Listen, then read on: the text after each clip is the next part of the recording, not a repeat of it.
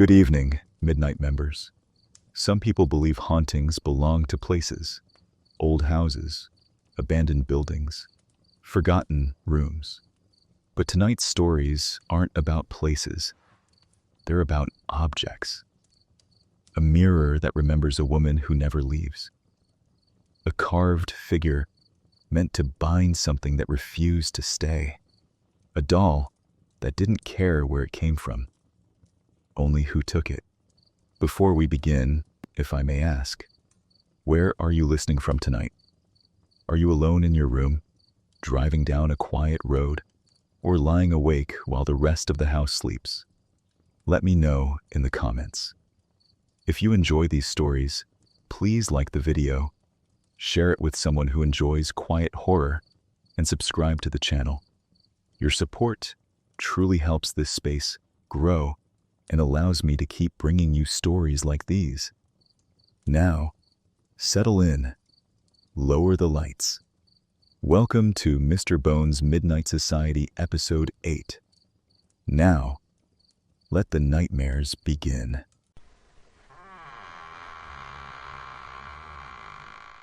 I didn't believe in haunted objects. I believed in stress, in exhaustion, in the way a tired mind can turn shadows into threats and reflections into tricks. I believed in old houses settling and pipes knocking and dreams bleeding into waking moments when you don't get enough sleep.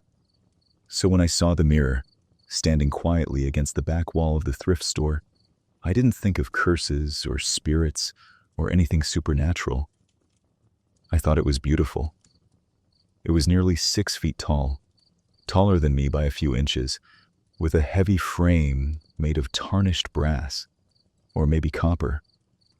The metal had darkened with age, uneven in color, as if countless hands had touched it over decades and left something behind.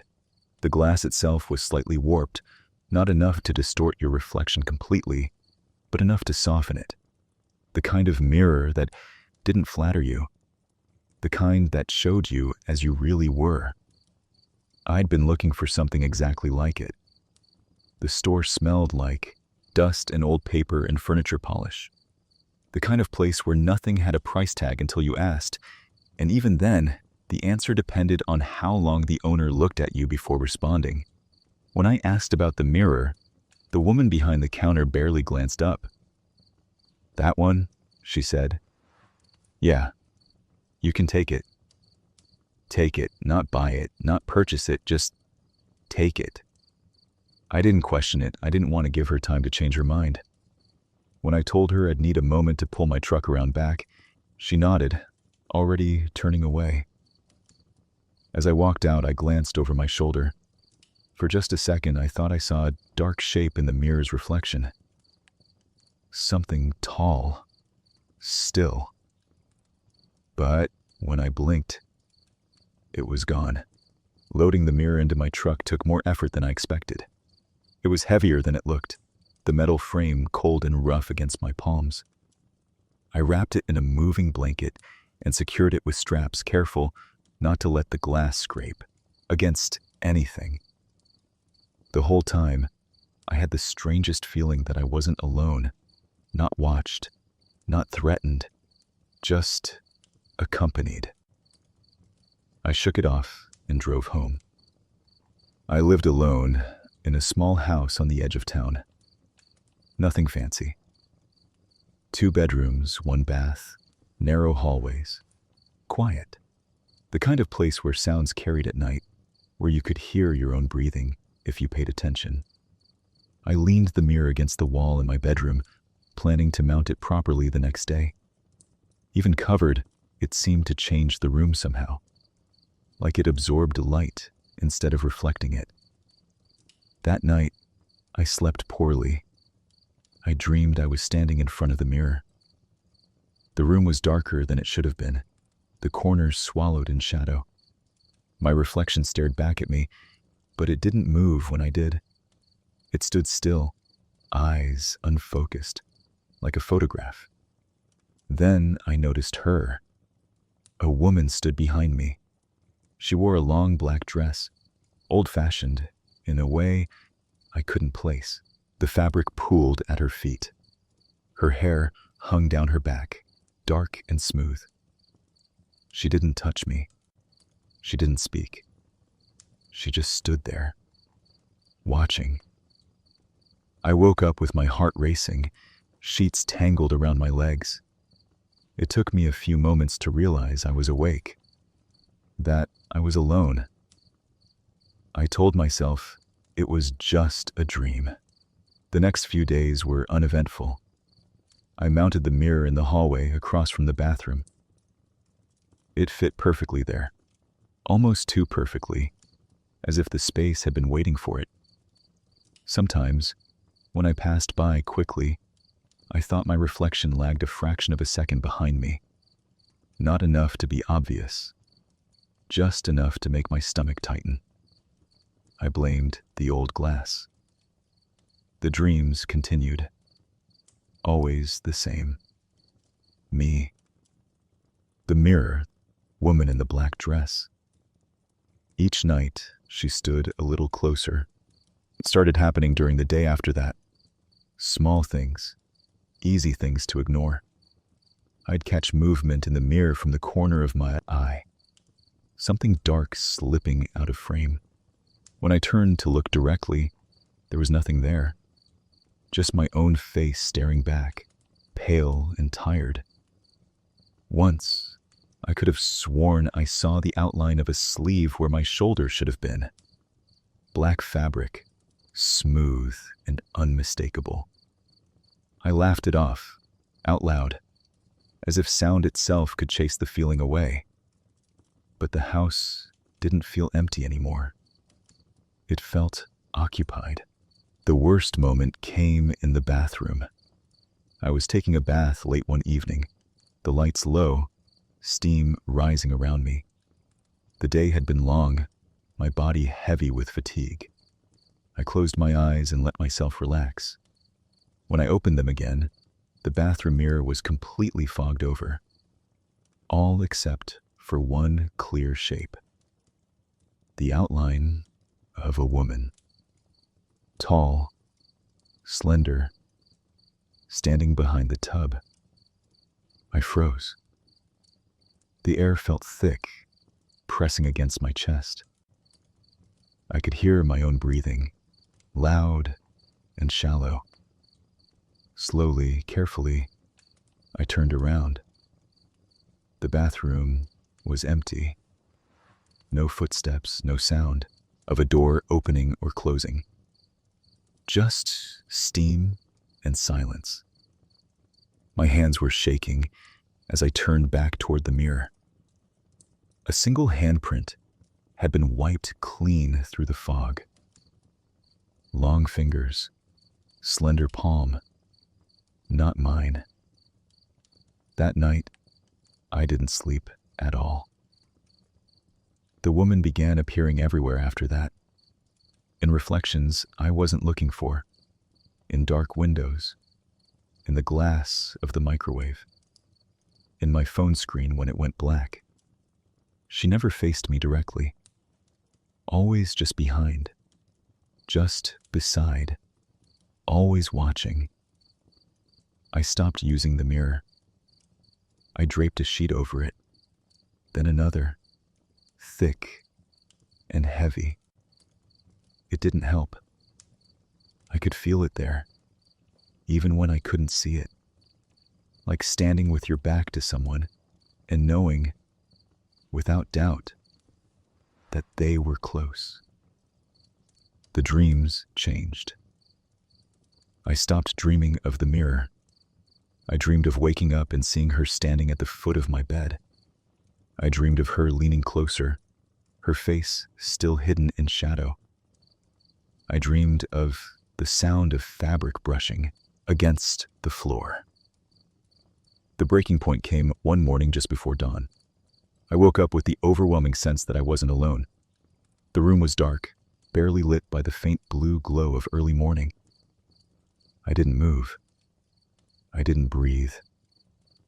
At the end of the hallway, I could see the mirror.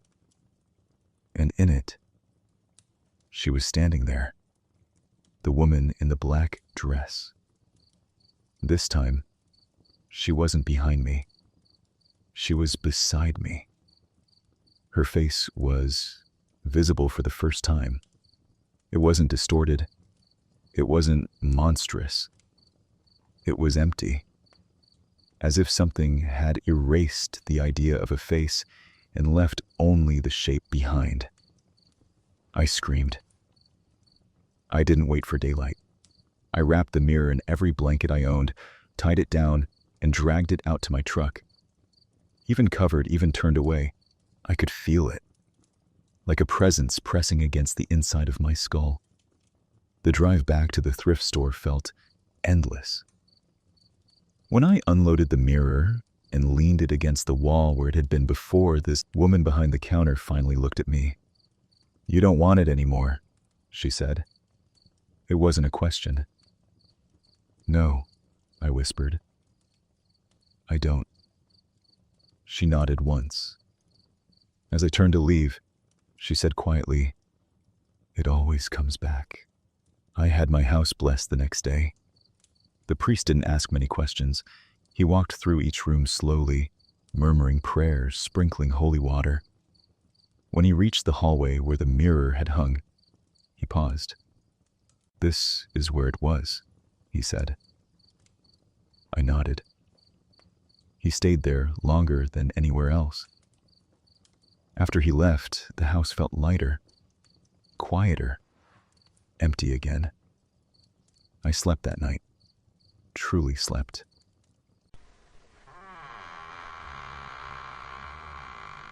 I bought it on the last afternoon of my trip, when the sun felt heavier than it had all week, and my patience had worn thin. Safaris are strange that way. You go looking for wonder, but by the end, wonder becomes routine. Lions in the distance, giraffes crossing the road. The thrill dulls, replaced by exhaustion and a quiet hunger for familiar things. Air conditioning, silence without insects, a bed that doesn't sway when the wind picks up. The flea market sat just beyond the edge of the city, sprawling and uneven, stitched together by canvas tents and wooden stalls. The air smelled like dust and spices and fuel. Voices layered over one another, bargaining in languages I didn't understand. I wasn't looking for anything special. I told myself I was only browsing. That's when I saw the carving. It stood alone on a low table, not surrounded by similar items, not dressed up for display. Just placed there, upright, as if it had chosen its own spot. It was carved from dark wood, polished smooth by age or handling, maybe both. About a foot tall, heavy for its size. The figures were simple but deliberate, a man and a woman standing side by side. Their bodies were elongated, their features minimal, but expressive in their stillness. Their arms hung at their sides, hands angled inward, fingers nearly touching. Not clasped, not holding, just close. Something about that space between their hands unsettled me. It felt intentional, charged. I picked it up. The wood was warm, not sun-warmed, warm in a way that suggested it retained heat. The longer I held it, the more aware I became of its weight, as if it were heavier than it had been a moment before. The vendor watched me carefully. "Old," he said. "Hand-carved." That was all. I asked where it came from. He shrugged. "From here," he said. "From before." I didn't press. I paid in cash, wrapped it in a scarf, and slipped it into my bag. At the time, it felt like a harmless souvenir. A reminder of a trip I didn't want to forget. I brought it home with me to the United States. That was my mistake. My apartment was quiet when I returned. Second floor, one bedroom, narrow hallway. The kind of place where sound traveled easily, where you could hear your upstairs neighbor pacing if you listened long enough. I unpacked slowly, fighting jet lag, placing small souvenirs on shelves and countertops. The carving went on my living room bookshelf between a stack of travel guides and a framed photograph of the Savannah at sunrise. It looked like it belonged there. That night, I woke up to the sound of movement. Not footsteps, not voices. Wood scraping against wood. I lay still, listening, heart pounding, trying to identify the sound. It was faint, but deliberate, like something being adjusted carefully. After a few seconds, it stopped. I told myself it was the building settling. Old apartments made noise, pipes knocked, walls creaked.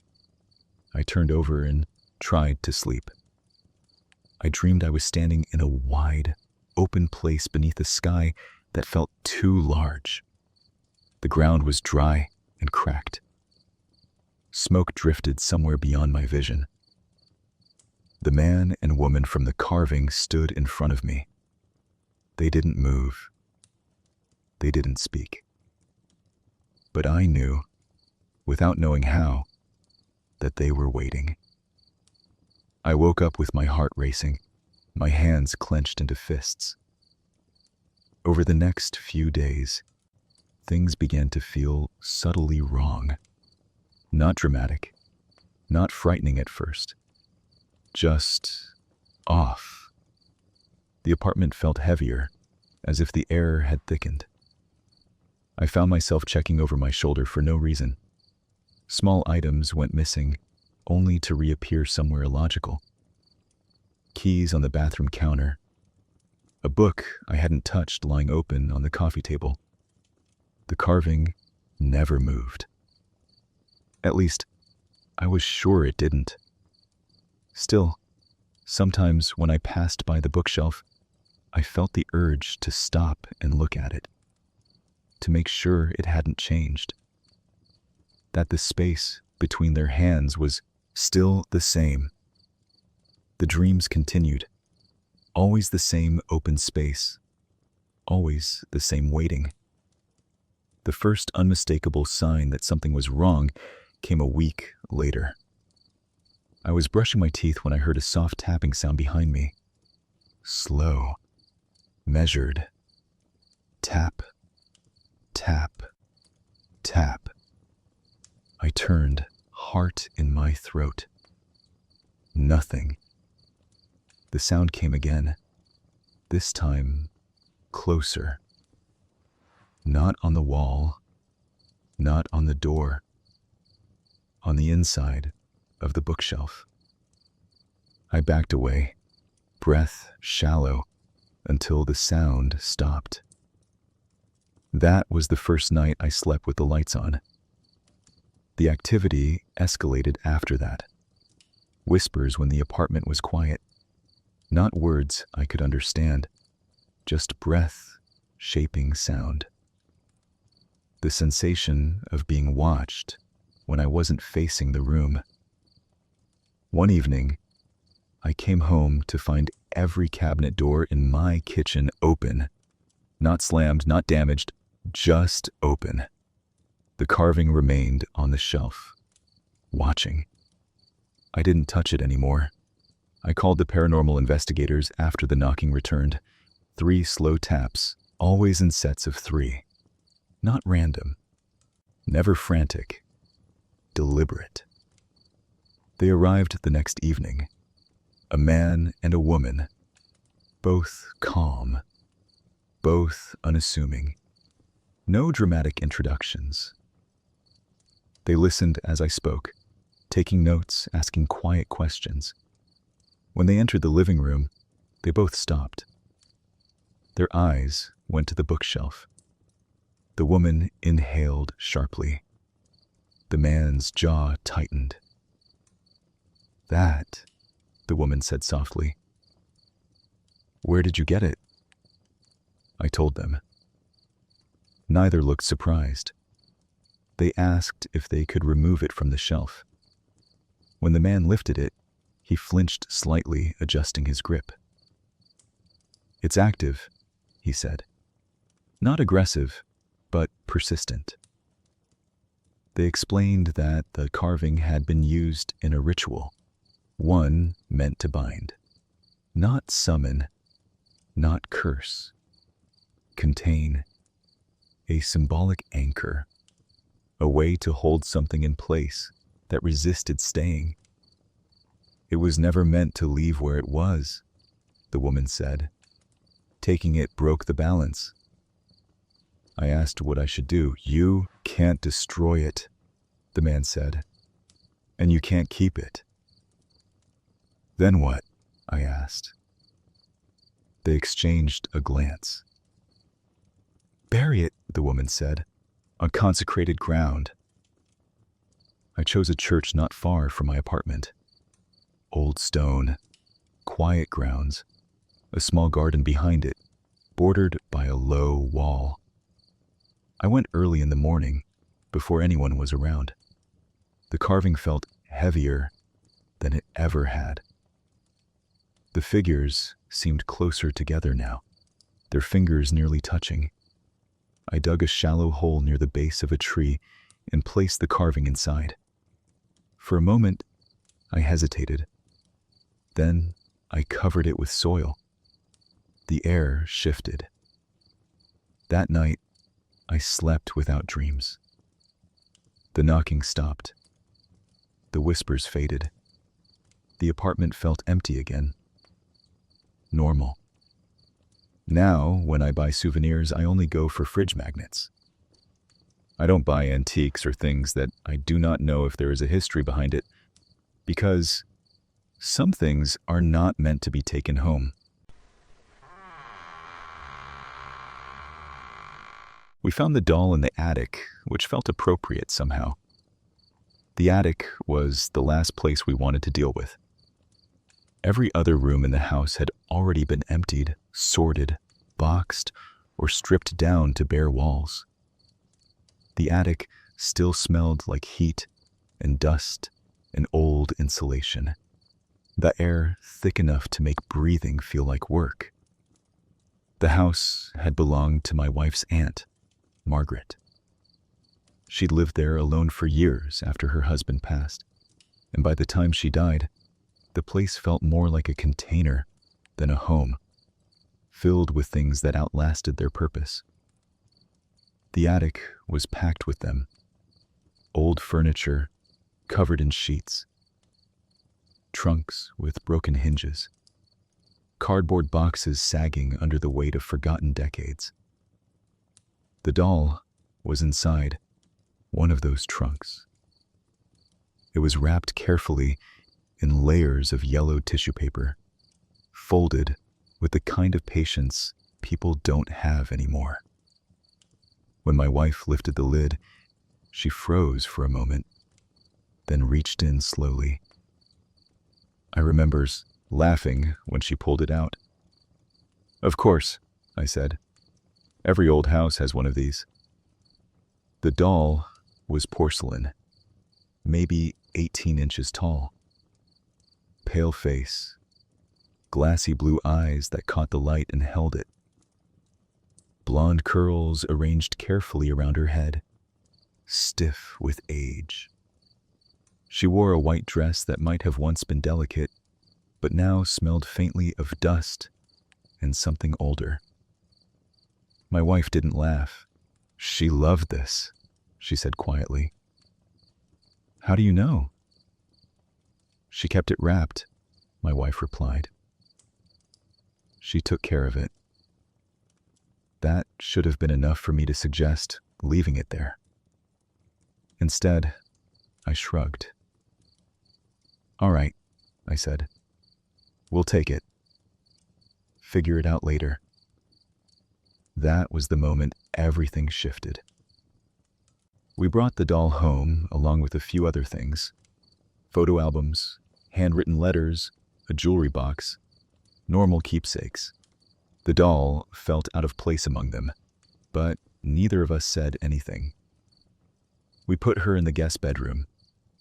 My wife sat her on a chair near the closet, smoothing the skirt of her dress the way you would for a child. I stood in the doorway, arms crossed, uncomfortable without knowing why. "It's temporary," my wife said, more to herself than to me. "Just until we decide." I nodded. That night, neither of us slept well.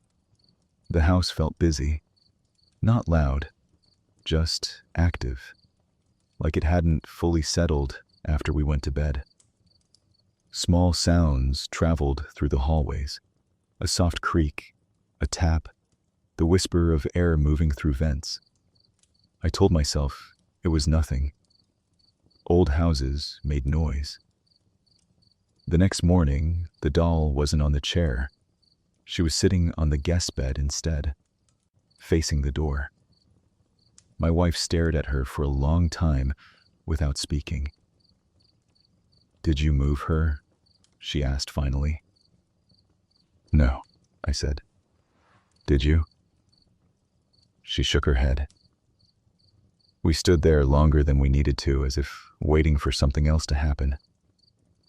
When nothing did, we laughed, nervously, too loudly. "Maybe one of us did it without realizing," I said. "Maybe," she replied.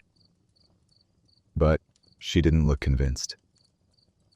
We put the doll back on the chair. That was the last time either of us touched her willingly.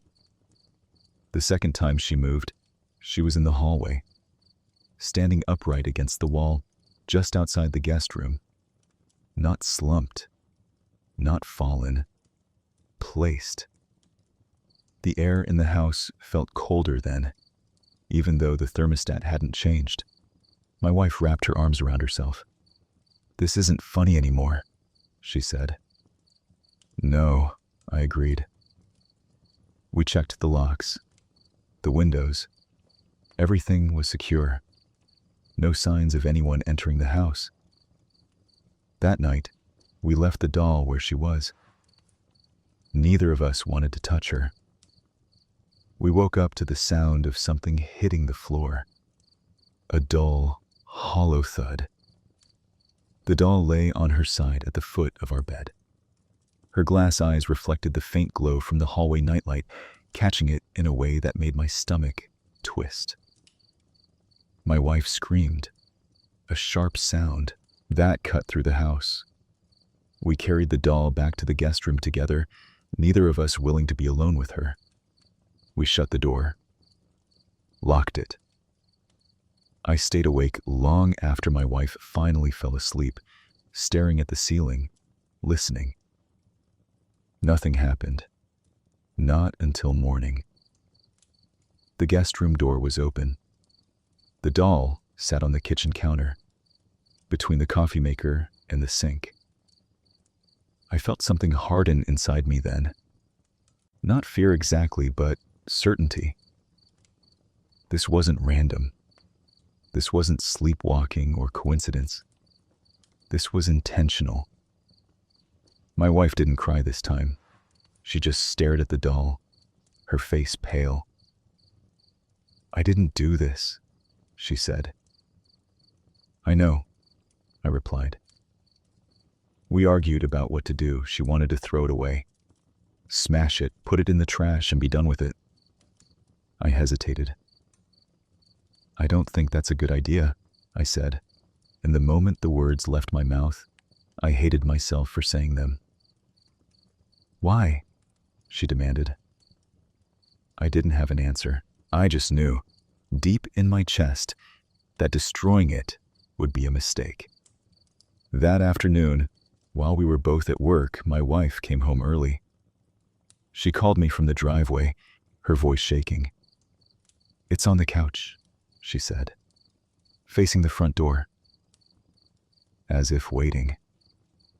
That night, she dreamed the doll was standing beside the bed, not moving, not blinking, just present. She woke up screaming, clutching my arm so tightly it hurt. I didn't sleep after that. I lay awake, listening to the house breathe around us. We decided to move the doll to the garage. We sealed her inside a plastic storage bin, taped it shut, and shoved it behind old boxes and tools. The lid snapped closed with finality. The house felt lighter afterward. For 3 days, nothing happened. On the 4th day, the bin was open. The doll was gone. We found her sitting in one of the dining room chairs pulled close to the table. Her hands rested neatly in her lap. My wife collapsed into a chair and started crying. "She followed us," she whispered. "She followed us home." We decided to return the doll to Margaret's house. It felt like the only thing that made sense. The house was darker than I remembered when we arrived, even though it was the middle of the day. Empty, but not peaceful. Like something had noticed us coming back. I carried the doll inside alone. I don't know why I didn't let my wife come with me. Maybe some part of me knew this was something I had to finish myself. I climbed into the attic and placed the doll back inside the trunk, folding the tissue paper carefully around her. As I closed the lid, I felt a rush of relief. Like exhaling after holding my breath for too long. That relief didn't last.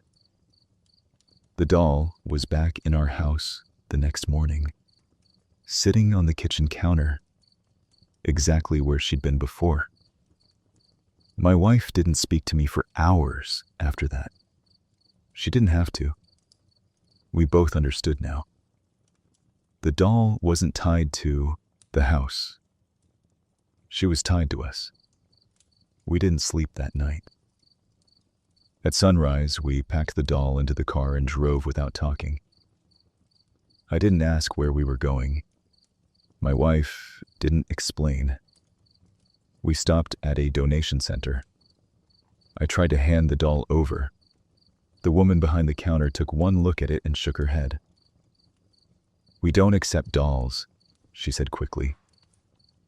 I don't know if that was true. I didn't argue. In the end, we buried her. Not ceremonially, not with prayer, just deep enough that we couldn't see her anymore. The ground felt colder than it should have been, heavier. When we finished, neither of us looked back. The doll never returned.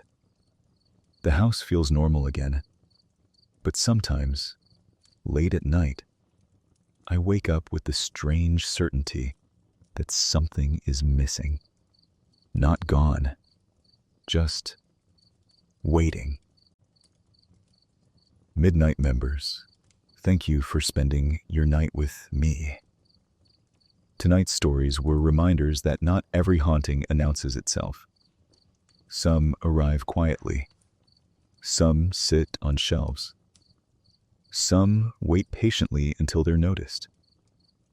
If these stories followed you a little too closely, if you found yourself glancing at objects you'd never questioned before, then they did exactly what they were meant to do. If you enjoyed tonight's episode, I'd truly appreciate your support.